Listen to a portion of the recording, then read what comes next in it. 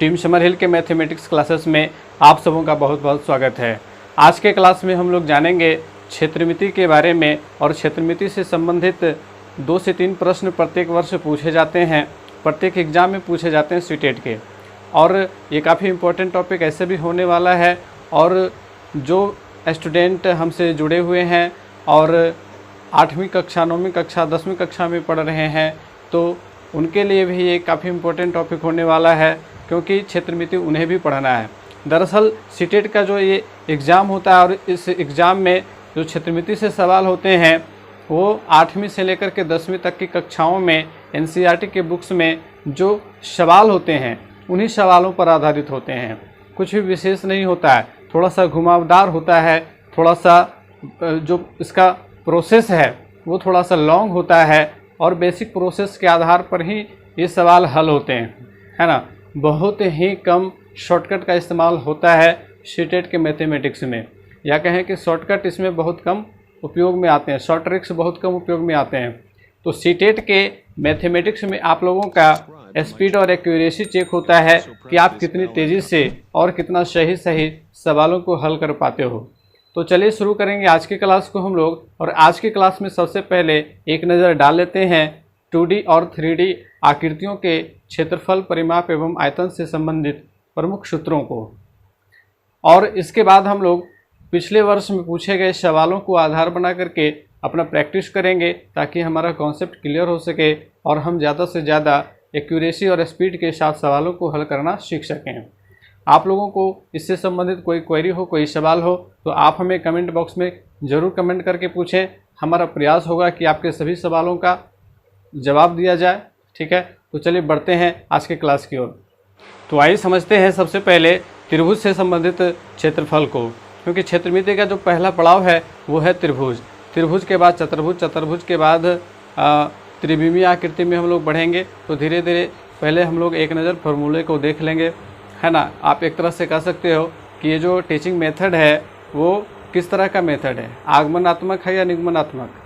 तो आप लोगों को पता होगा कि यह जो टीचिंग मेथड है वो निगमनात्मक है, डिडक्टिव मेथड है ना, क्योंकि इसमें पहले फॉर्मूले को दिया जा रहा है और उसके बाद उसके आधार पर एग्जाम्पल को बनवाया जाएगा। तो ये deductive method of the teaching है। तो चलिए शुरू करते हैं। आज के क्लास में हम लोग सबसे पहले त्रिभुज को जानते हैं। त्रिभुज के ऐसे तो कुल 6 प्रकार होते हैं, 3 भुजा की दृष्टि से और 3 कोण की दृष्टि से। लेकिन क्षेत्रफल की जब बात आती है तो मुख्य रूप से ये 4 फॉर्मूले हैं जो त्रिभुजों से संबंधित हैं। सबसे पहले है समकोण त्रिभुज का क्षेत्रफल, area of the right angle triangle, है ना। तो जो आधार गुने ऊंचाई और इन दोनों को गुना करने के बाद इसको आधा कर देंगे। 1/2 का मतलब क्या होता है? आधा, हाफ। तो जो भी समकोण त्रिभुज होंगे और हमें यदि उनका क्षेत्रफल निकालना है तो क्या करेंगे? इस तरह का त्रिभुज क्या कहलाता है? समकोण त्रिभुज कहलाता है ना। इसकी एक कोण जो है वो 90 डिग्री का होना चाहिए। तो यहाँ पे देखेंगे कि 1/2 गुने आधार गुने ऊंचाई हमारा फॉर्मूला है समकोण त्रिभुज के क्षेत्रफल का। तो यदि एक भुजा 5 और एक भुजा 6 है, ठीक है, तो इसका क्षेत्रफल क्या होगा? तो यहाँ पे बहुत ही आसानी से निकाल लेंगे। 1/2 गुने 5 गुने 6, है ना, या 6 गुने 5। आधार गुने ऊंचाई है तो आधार इसका बेस जो है वो 6 है और इसकी जो ऊंचाई है वो 5 है। तो 2 तिया 6, 5 तिया 15, या 6 पचे 30, 30 का आधा 15, है ना। सॉरी, यहाँ पे 5 लिखा है। तो 15 सेंटीमीटर स्क्वायर, जो भी यहाँ अगर सेंटीमीटर दिया हुआ है तो सेंटीमीटर स्क्वायर, मीटर दिया हुआ रहेगा तो मीटर स्क्वायर हो जाएगा। तो ये समकोण त्रिभुज का क्षेत्रफल का सूत्र है। अब इसके बाद देखिए कि समबाहु त्रिभुज का क्षेत्रफल। तो समबाहु त्रिभुज का क्षेत्रफल, तो समबाहु त्रिभुज होता क्या है ना। समबाहु त्रिभुज को पहले समझ लेते हैं। तो समबाहु त्रिभुज इसके नाम से स्पष्ट है, समबाहु, अर्थात जिस त्रिभुज की तीनों भुजाएं एक समान हो, बराबर हो, इक्वल हो, तो उसे क्या कहेंगे? समबाहु त्रिभुज कहेंगे, इक्विलैटरल ट्रायंगल। जैसे इस त्रिभुज की तीनों भुजाएं 5 सेंटीमीटर है, ठीक है, तो ये त्रिभुज क्या कहलाएगा? समबाहु त्रिभुज कहलाएगा।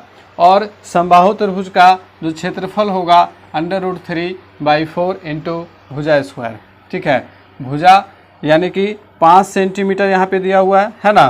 तो अगर हम इसका क्षेत्रफल निकालेंगे तो √3/4 इंटू 5 का स्क्वायर कर देंगे, तो √3/4 इंटू 25, तो 25 √3/4 सेंटीमीटर स्क्वायर, ये समबाहु त्रिभुज का क्षेत्रफल का आंसर हो जाएगा। अब बढ़ते हैं दूसरे अगले त्रिभुज की ओर, समद्विबाहु त्रिभुज। तो इसके भी नाम से स्पष्ट है, समद्विबाहु, तो जिसकी दो भुजाएं बराबर हों, है ना, समद्वि, दो भुजाएं बराबर हों। ABC एक त्रिभुज है जिसकी दो भुजाएं क्रमशः 4 सेंटीमीटर हैं, ठीक है, और एक भुजा 5 सेंटीमीटर है। तो दो भुजाएं यहाँ पे 4-4 हैं, बराबर हैं, इक्वल है, और तीसरी जो भुजा है वो असमान है। तो इस तरह का त्रिभुज क्या कहलाएगा? समद्विबाहु त्रिभुज कहलाएगा, आइसोसेलेस ट्रायंगल कहलाएगा। तो इसमें हम लोग देख लेते हैं कि इसका जो क्षेत्रफल निकालने का फॉर्मूला है वो है b/4 इंटू √4a² - b², जहाँ a जो है ये समान भुजा को दर्शाता है, ठीक है। a के स्थान पर हम लोग 4 सेंटीमीटर को पुट करेंगे और b जो है वो असमान भुजा 5 सेंटीमीटर को हम लोग वहाँ पे पुट करेंगे। तो हमारा जो कैलकुलेशन करने के बाद हमारा आंसर आ जाएगा, समद्विबाहु त्रिभुज का क्षेत्रफल आ जाएगा। इसके बाद अगला जो है वो विषमबाहु त्रिभुज का क्षेत्रफल है। तो विषमबाहु त्रिभुज ये भी नाम से स्पष्ट है, जिसकी कोई भी भुजा आपस में बराबर ना हो। ABC यहाँ पे एक त्रिभुज है, इसमें से एक की भुजा 3 सेंटीमीटर, एक की 4 सेंटीमीटर और तीसरी भुजा 6 सेंटीमीटर है। तो यहाँ पे देखिए कि 3, 4, 6 कोई भी भुजा आपस में बराबर नहीं है, इक्वल नहीं है, तो इसको विषमबाहु त्रिभुज कहा जाता है, एस्केलिन कहा जाता है। तो इसके क्षेत्रफल के लिए हीरोन ने एक फॉर्मूला दिया था। हीरोन एक मैथमेटिशियन थे, गणितज्ञ थे, उन्होंने एक फॉर्मूला दिया जिसे हीरोन का सूत्र कहा जाता है। और ये हीरोन का जो सूत्र है ये केवल विषमबाहु त्रिभुज ही नहीं बल्कि सभी त्रिभुजों के ऊपर लागू हो जाता है। तो देखिए इसका फॉर्मूला क्या है, √s into s minus a into s minus b into s minus c, जहाँ s जो है वह त्रिभुज की अर्ध परिमिति है। अर्ध परिमिति का मतलब हुआ तीनों भुजाओं के योग का आधा, है ना। परिमिति का मतलब क्या होता है? तीनों भुजाओं का योग, और अर्ध परिमिति का मतलब तीनों भुजाओं के योग का आधा। तो s equal to a + b + c/2, और a + b + c क्या है? तो त्रिभुज की भुजाएं हैं। जैसे इसको हम a मान लेते हैं, इसको b मान लेते हैं और इसको c मान लेते हैं। तो a equal to 3 centimetre, b equal to 4 centimetre and c equal to 6 centimetre. और इसके बाद हम लोग इस फॉर्मूला में जब ABC और S का मान निकाल करके पुट करेंगे तो हमारे पास विषमबाहु त्रिभुज का क्षेत्रफल निकल करके आ जाएगा। तो ये रहा त्रिभुज से संबंधित फॉर्मूला। और अब बढ़ते हैं हम लोग आगे की ओर। आइए अब देखते हैं चतुर्भुज से संबंधित कुछ प्रमुख सूत्र को। तो सबसे पहला समलंब चतुर्भुज, ट्रेपेजियम। तो इसका जो क्षेत्रफल होगा, इसका फॉर्मूला है 1/2 गुणे समांतर भुजाओं का योग गुणे ऊंचाई। अब देखिए कि समलंब चतुर्भुज दो प्रकार के हो सकते हैं। एक तो ऐसा होगा कि इसमें ऊंचाई दी हुई रहेगी, ये भुजा इसकी ऊंचाई है, और एक समलंब ऐसा होगा जिसमें ऊंचाई निकालनी पड़ती है, ठीक है। तो इसके लिए क्या किया जाता है कि एक इधर से भुजा खींच करके इसको समांतर चतुर्भुज का रूप दे दिया गया, और इधर त्रिभुज, और इस त्रिभुज में से इसकी ऊंचाई निकाली जाती है, ठीक है, और तब इसका क्षेत्रफल निकाला जाता है, ज्ञात किया जाता है। तो इसके लिए क्या फॉर्मूला है कि 1/2 गुणे समांतर भुजाओं का योग। समांतर भुजाएं कौन कौन सी हैं? तो इसमें AB और CD, इसमें भी AB और CD, ये दोनों जो है वो समांतर भुजाएं हैं, एक दूसरे के बराबर, है ना, समान दूरी पे स्थित रेखाएं समांतर रेखाएं कहलाती हैं। तो AB और CD यहाँ पे समांतर भुजाएं हैं। अब दूसरा जो है समांतर चतुर्भुज है, पैरेललोग्राम। तो समांतर चतुर्भुज कैसा होता है? तो समांतर चतुर्भुज दोनों भुजाएं जो हैं आमने सामने की जो भुजा होगी वो समांतर होगी। अब समांतर चतुर्भुज के अंतर्गत वर्ग एवं आयत भी आते हैं, लेकिन वर्ग, आयत और समांतर चतुर्भुज में कुछ डिफरेंस है। डिफरेंस क्या है कि वर्ग और आयत में आप देखेंगे कि उनके प्रत्येक कोण का माप क्या होता है? तो 90 डिग्री होता है ना। प्रत्येक कोण उनका 90 डिग्री का होता है, लेकिन समांतर चतुर्भुज में ऐसा नहीं है। समांतर चतुर्भुज में कोण का माप स्थिर नहीं होता है, ठीक है। तो ये सबसे बड़ी सबसे बड़ा अंतर है। और इनके दोनों भुजाएं, ठीक है, आमने सामने की भुजाएं समांतर होती हैं। तो इसका क्षेत्रफल का फॉर्मूला आधार गुने ऊंचाई है। इसमें ऊंचाई दिया हुआ नहीं रहता है, ऊंचाई निकालना होता है, ठीक है। तो उसके लिए भी त्रिभुज के उपयोग से ही हम लोग निकालते हैं। इसमें एक त्रिभुज शामिल है और इस त्रिभुज का ऊंचाई निकाल लिए, उसके बाद आधार पता होता है और फिर फॉर्मूले के द्वारा हम लोग इसका क्षेत्रफल निकाल पाते हैं। इसका परिमाप 2 गुने आसन्न भुजाओं का योग, आसन्न भुजाएं AD और CD, ये दोनों आसन्न भुजाएं हो गई, है ना। लंबाई गुने चौड़ाई, लंबाई और चौड़ाई, तो लंबाई और चौड़ाई तो आसन्न भुजाएं, ठीक है। तीसरा है समचतुर्भुज। समचतुर्भुज अर्थात रोम्बस। रोम्बस का क्षेत्रफल का फॉर्मूला ये है √ भुजा स्क्वायर माइनस विकर्ण स्क्वायर बाय 2, ठीक है। और समचतुर्भुज इस प्रकार का होता है, इसकी सभी भुजाएं बराबर होती हैं और इसमें भी अंतर ये है कि वर्ग और समचतुर्भुज दोनों की भुजाएं समान होती हैं, लेकिन अंतर यही है कि वर्ग का प्रत्येक कोण 90 डिग्री का होता है, लेकिन समचतुर्भुज के कोण की माप स्थिर नहीं होती है। तो इसका प्रत्येक भुजा इक्वल तो होता है, लेकिन कोण जो है वो इक्वल नहीं होते हैं, ठीक है। तो ये समचतुर्भुज और वर्ग का अंतर है, डिफरेंस है। समचतुर्भुज के क्षेत्रफल का दूसरा भी फॉर्मूला होता है 1/2 गुने D1 इंटू D2। D1 और D2 क्या है, तो D1 और D2 इनके विकर्ण हैं, ठीक है। जैसे यहाँ पे देखिए समचतुर्भुज ABCD में एक विकर्ण DB हो गया या BD हो गया, है ना, और दूसरा AC हो गया, ठीक है। तो BD इंटू AC इंटू 1/2 करेंगे तो समचतुर्भुज का क्षेत्रफल आ जाएगा। अब चौथे चतुर्भुज की ओर बढ़ते हैं और ये चतुर्भुज है, क्वाड्रिलेटरल।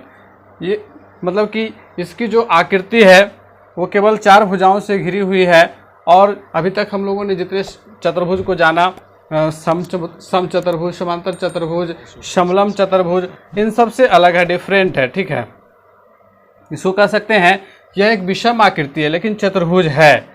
अब इस चतुर्भुज का क्षेत्रफल कैसे निकाला जाता है, तो देखिए किसी भी चतुर्भुज के क्षेत्रफल को निकालने के लिए एक बेस्ट तरीका ये है कि आप उसे 2 त्रिभुज में बांट दें, है ना।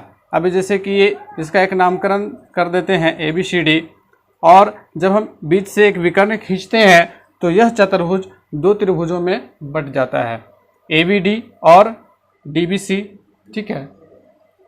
अब इन दोनों त्रिभुजों का अलग अलग क्षेत्रफल निकाल करके हम ऐड कर सकते हैं तो चतुर्भुज का हमारा पूरा क्षेत्रफल निकल जाएगा, है ना। तो यहाँ से देखिए कि अगर इस त्रिभुज की ऊंचाई हम लोगों को निकालनी हो तो ये ऊंचाई होगी इस त्रिभुज के लिए, है ना, 90 डिग्री यानी कि लंब होगा, और इसके लिए ये हो जाएगा, ठीक है। इसको हम H1 मान लेते हैं और इसको H2 मान लेते हैं, ठीक है। तो इसके लिए ABD का अगर हम त्रिभुज निकाल करके क्षेत्रफल निकालना चाहते हैं तो क्या हो जाएगा, 1/2 गुने आधार गुने ऊंचाई, है ना। और इसके लिए BCD के लिए क्या हो जाएगा, 1/2 गुने आधार गुने ऊंचाई। तो आधार देखिए दोनों का सेम है, आधार दोनों का विकर्ण BD है, एक विकर्ण ही दोनों त्रिभुजों का आधार है, ऊंचाई अलग अलग हो जाएगी। तो जब दोनों त्रिभुजों का ऐड करेंगे क्षेत्रफल तो हो जाएगा 1/2 गुने विकर्ण पर डाले गए लंबों का योग, 1/2 into D into H1 plus H2, ठीक है। तो अब चतुर्भुज के बाद हम लोग बढ़ते हैं वर्ग और आयत की ओर। आइए अब समझते हैं वर्ग को।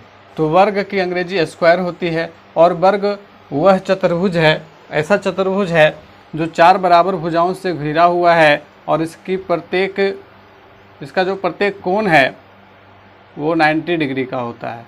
कितने डिग्री का होता है, 90 डिग्री का होता है, अर्थात समकोण होता है। तो चारों कोण इसके समकोण होते हैं और चारों भुजाएं आपस में बराबर होती हैं, इक्वल होती हैं। तो ऐसी आकृति को वर्ग कहते हैं। अब इसका वर्ग का क्षेत्रफल देखिए, तो वर्ग का क्षेत्रफल भुजा स्क्वायर है। अब ये भुजा स्क्वायर क्यों हुआ, तो देखिए वर्ग या आयत इनका जो क्षेत्रफल है, क्षेत्रफल का सूत्र होता है तो लंबाई गुने चौड़ाई होता है ना। लंबाई और चौड़ाई को मल्टीप्लाई करते हैं तो क्षेत्रफल निकल जाता है। अब इसमें क्या है कि लंबाई भी 5 है, चौड़ाई भी 5 है, यानी कि L बराबर B, ठीक है, यानी कि L बराबर L। तो यहाँ पे हम लोग दोनों ही लंबाई और चौड़ाई समान है चूँकि, तो इसीलिए हम लोग भुजा स्क्वायर लिखते हैं, क्योंकि लंबाई गुने लंबाई क्या हो जाएगा, लंबाई स्क्वायर हो जाएगा। इसका परिमाप निकालना हो तो चारों भुजाओं को जोड़ देंगे, 4 गुने भुजा कर देंगे, निकल जाएगा परिमाप।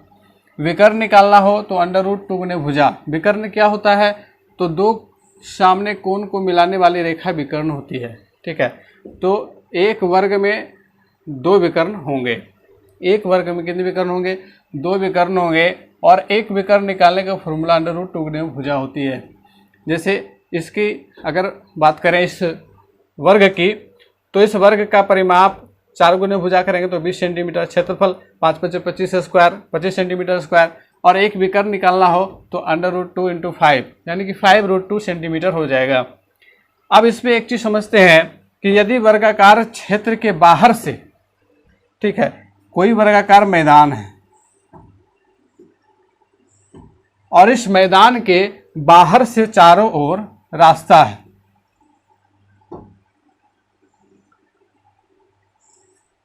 ठीक है। मान लिया कि रास्ते की चौड़ाई x मीटर है, रास्ते की चौड़ाई x मीटर है, रास्ता मैदान के बाहर से है, बियॉन्ड द ग्राउंड, बाहर से है, तो इस रास्ते का क्षेत्रफल क्या होगा।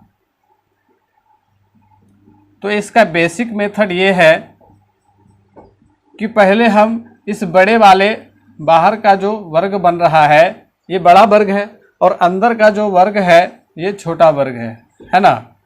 तो बाहर के वर्ग का क्षेत्रफल निकालेंगे, फिर अंदर के जो वर्ग है, छोटा वाला वर्ग है, उसका क्षेत्रफल निकालेंगे और दोनों को माइनस कर देंगे, तो हमारा जो रास्ता का क्षेत्रफल है वो निकल करके आ जाएगा। ये बेसिक तरीका है। अगर हम इसका फॉर्मूला बनाना चाहें तो इसका फॉर्मूला होगा 4 × x × एक भुजा प्लस x, ठीक है। जैसे सपोज दैट मान लिया जाए कि इसकी भुजा 10 मीटर है, ठीक है, यहाँ पे 10 मीटर है, ABCD नाम दे देते हैं इसका, ABCD, और बाहर से EFGH, ये बाहर का हो गया। तो 10 मीटर अंदर की भुजा है ना, एक भुजा 10 मीटर है, यानी कि प्रत्येक भुजा 10 मीटर होगी, चूंकि ये वर्ग है, प्रत्येक भुजा 10 मीटर की होगी। और बाहर का जो क्षेत्र हो गया, बाहर की जो भुजा होगी वो कितनी होगी। अगर मान लें कि रास्ते की चौड़ाई 1 मीटर है, ठीक है, x मीटर के जगह पर हम लोग मान लेते हैं कि रास्ते की चौड़ाई 1 मीटर है, तो 1 मीटर इधर बढ़ेगा, 1 मीटर इधर बढ़ेगा, तो ये हो जाएगा 12 मीटर, ठीक है, 12 मीटर हो जाएगा। और अंदर की जो भुजा है वो 10 मीटर की है। तो बाहर का जो क्षेत्रफल होगा 12 का स्क्वायर 144 मीटर स्क्वायर हो जाएगा, और अंदर का जो क्षेत्रफल है 10 का स्क्वायर 100 मीटर स्क्वायर हो जाएगा, है ना। दोनों को माइनस कर दीजिएगा तो बच जाएगा 44 मीटर स्क्वायर। ये रास्ते का क्षेत्रफल निकल गया, ठीक है, रास्ते का क्षेत्रफल निकल गया। अब इसको फॉर्मूले के दृष्टिकोण से देखा जाए तो 4 × x, तो 4x क्या है, तो x जो है वो रास्ते की चौड़ाई है। क्या है, रास्ते की चौड़ाई। हमने यहाँ पे 1 माना, 1 मीटर माना, तो हम लोग क्या बैठा देंगे, 1 बैठाएंगे। एक भुजा, तो एक भुजा 10 है ना, अंदर का हम लेंगे, बाहर का नहीं लेंगे, क्योंकि यहाँ पे सवाल क्या दिया हुआ है कि मैदान के बाहर से, तो मैदान की जो लंबाई है वही लेंगे 10 मीटर, ठीक है, प्लस x, तो x के जगह पर रास्ते की चौड़ाई 1। अब यहाँ देखेंगे कि 10 जोड़ 1 11, 11 चौके 44 मीटर स्क्वायर आ जाता है। तो यहाँ पे भी देखिए बेसिक मेथड से करने के बाद भी सेम ही आंसर रहेगा और फार्मूला से भी सेम ही आंसर आएगा। तो कहने का ये मतलब हुआ कि हम लोग फार्मूला से थोड़ा सा शॉर्टकट लगा सकते हैं, है ना। लंबा हिसाब अगर रहेगा, ज़्यादा बड़ा क्षेत्र, ज़्यादा बड़ी भुजा अगर दे दी जाए तो क्या हो जाएगा, वहाँ पे फार्मूला का इस्तेमाल करना ज़्यादा बेटर होगा।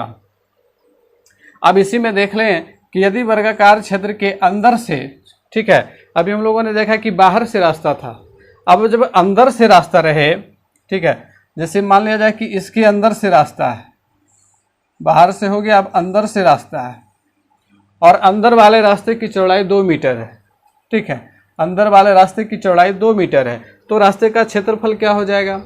अब इसको समझें, तो देखिए कि 10 मीटर जो है ये मैदान का क्षेत्रफल है और अंदर से जो रास्ता है उस रास्ते की चौड़ाई 2 मीटर है। तो हमें अगर निकालना है रास्ते का क्षेत्रफल तो हो जाएगा 4 गुने x, x के जगह पर रास्ते की चौड़ाई हमने यहाँ पे 2 मीटर मान लिया तो 2 गुना करेंगे और एक भुजा हमारा 10 मीटर है, माइनस कर देंगे 2, तो 4 दूने 8, 10 में से 2 घट जाएगा 8, 8 64 मीटर स्क्वायर रास्ते का क्षेत्रफल होगा। अब इसी को बेसिक मेथड से निकाल करके देख लेते हैं। तो बेसिक मेथड से हमारा जो रास्ता मेन जो मैदान है वो 10 मीटर का है और जब रास्ते की चौड़ाई को घटाएंगे तो क्या हो जाएगा, 2 इधर से घट जाएगा, 2 इधर से घट जाएगा, है ना, क्योंकि 2 मीटर चौड़ा रास्ता है तो 2-2 मीटर दोनों साइड से घट जाएगा। तो बचेगा कितना, अंदर का जो हो जाएगा क्षेत्र वो 6 मीटर का हो जाएगा। ठीक है, बाहर 10 मीटर और अंदर 6 मीटर। तो 10 का स्क्वायर करेंगे कितना हो जाएगा 100 और 6 का स्क्वायर करेंगे तो कितना हो जाएगा 36। अब 100 में से 36 घटा दीजिए तो 64 बच जाता है, यानी कि 64 मीटर स्क्वायर। बेसिक मेथड से भी वही आंसर आएगा जो हमारे फॉर्मूले के द्वारा आएगा। तो ये था वर्ग का क्षेत्रफल से संबंधित सूत्र। अब हम लोग बढ़ेंगे आयत की ओर। तो आइए समझते हैं आयत से संबंधित क्षेत्रफल एवं परिमाप के सूत्रों को। तो देखिए कि आयत जो है वो होता क्या है। आयत की अंग्रेजी नाम जो है वो रेक्टेंगल होती है। अब इसको समझ लेते हैं कि आयत होता क्या है। तो आयत एक ऐसा चतुर्भुज है जिसके आमने सामने की भुजा बराबर एवं समांतर होती है। आमने सामने की भुजा बराबर भी होती है और समांतर भी होती है। साथ ही इसके प्रत्येक कोण 90 डिग्री के होते हैं, समकोण होते हैं। तो आयत की प्रत्येक भुजा आयत की जो आमने सामने की भुजा है वो इक्वल होती है, साथ ही साथ समांतर भी होती है और इसका प्रत्येक कोण 90 डिग्री का होता है। अब इसका देखिए यहाँ पे लंबाई 10 मीटर मान लिया गया और चौड़ाई को 5 मीटर मान लिया गया। तो यदि हमें इसका क्षेत्रफल निकालना हो तो क्षेत्रफल बराबर लंबाई गुने चौड़ाई, L इंटू बी, L से लेंथ और B से ब्रेड्थ, लंबाई गुने चौड़ाई। तो यदि हम इसका निकालते हैं तो 10×5 = 50 सेंटीमीटर स्क्वायर इसका क्षेत्रफल होता है। अब हम इसके परिमाप की चर्चा करेंगे। तो परिमाप का अर्थ क्या होता है। तो परिमाप का अर्थ होता है चारों भुजाओं का जोड़। ठीक है, तो 2 जो भुजाएं हैं, सामने की भुजा L+L है ना, और इधर की जो भुजा है वो B+B, तो L+L+B+B। तो यहाँ देखिए L+L 2L हो जाएगा, B+B 2B हो जाएगा, 2 कॉमन है तो L+B। तो इस प्रकार से परिमाप का जो फॉर्मूला होता है 2 × L+B होता है। इसके बाद आते हैं विकर्ण। विकर्ण क्या होता है। तो विकर्ण वह भुजा होती है जो 2 सामने के कोण को मिलाए, है ना। B और D सामने के कोण है और इनको मिलाने वाली भुजा विकर्ण कहलाती है। अब आप ध्यान से देखोगे तो यह एक समकोण त्रिभुज बन गया। BCD एक समकोण त्रिभुज है और समकोण त्रिभुज की ये जो भुजा होती है वो क्या कहलाती है, कर्ण कहलाती है। यहाँ पे ये विकर्ण है लेकिन समकोण त्रिभुज में हाइपोटेनस हो जाती है और ये जो भुजा है ये लंबाई और ये आधार होती है ना। यानी यहाँ पे देखिए कि ये L है और ये B है। ठीक है, मोटा मोटी समझिए कि ये लंबाई है और ये चौड़ाई है और हमें कर्ण निकालना है, विकर्ण निकालना है। तो समकोण त्रिभुज में पाइथागोरस प्रमेय क्या कहता है। तो पाइथागोरस प्रमेय कहता है कर्ण बराबर √ आधार स्क्वायर जोड़ लंब स्क्वायर। अब यहाँ पे आधार जो है वो L है तो L² हो गया, लंब जो है वो B है तो B² हो गया। इसलिए विकर्ण का फॉर्मूला √ L² + B² होता है आयत में। अब अगले फॉर्मूले की ओर बढ़ते हैं। अगला फॉर्मूला, यदि किसी आयताकार मैदान के बाहर से चारों ओर 1 मीटर चौड़ा रास्ता है तो रास्ते का क्षेत्रफल क्या होगा। ठीक है, अभी जैसे हमने वर्ग की चर्चा की तो उसी तरह से एक आयताकार मैदान है। ठीक है, एक आयताकार मैदान है और इस मैदान के चारों ओर बाहर से रास्ता है और इस रास्ते की चौड़ाई 1 मीटर है। तो हमें यदि रास्ते का क्षेत्रफल निकालना है तो हम क्या करेंगे। मान लिया कि ये 100 मीटर है, ठीक है, 100 मीटर है, ABCD यहाँ नाम दे देते हैं और इधर नाम दे देते हैं EFGH, ठीक है। तो जो हमारा मेन मैदान है वह 100 मीटर चौड़ा और इसकी जो 100 मीटर लंबा हो गया, लंबाई 100 मीटर और चौड़ाई इसकी मान लेते हैं 80 मीटर, ठीक है। और रास्ते की चौड़ाई मान लेते हैं 2 मीटर, ठीक है। रास्ते की चौड़ाई कितनी है? तो 2 मीटर है। अब हमें क्या करना है? रास्ते का क्षेत्रफल निकालना है। तो रास्ते का क्षेत्रफल निकालने का एक बेसिक मेथड ये हो सकता है कि हम बाहर वाले आयत का क्षेत्रफल निकाल लें, है ना, और अंदर वाले आयत का क्षेत्रफल निकाल लें और दोनों को माइनस कर दें तो हमारे रास्ते का क्षेत्रफल पता चल जाएगा। और एक फॉर्मूला है 2 × x × लंबाई प्लस चौड़ाई प्लस 2x। अब देख लेते हैं कि बेसिक मेथड से हम कैसे निकालेंगे। तो यहाँ चूंकि ये 100 मीटर लंबा है और 80 मीटर चौड़ा है और रास्ते की चौड़ाई 2 मीटर है, तो लंबाई में इधर 2 बढ़ेगा, इधर 2 बढ़ेगा, टोटल मिलाकर के 4 बढ़ जाएगा। तो बाहर वाला जो भाग होगा वह 100 + 4 यानी कि 104 मीटर हो जाएगा लंबा। और चौड़ाई क्या हो जाएगी? तो चौड़ाई में भी 2 बढ़ेगा, इधर 2 इधर बढ़ेगा, तो 2 2 4 यानी कि 80 + 4 84 मीटर इसकी चौड़ाई होगी। तो 104 × 84, 104 × 84 और इसमें घटा देंगे 100 × 80, है ना।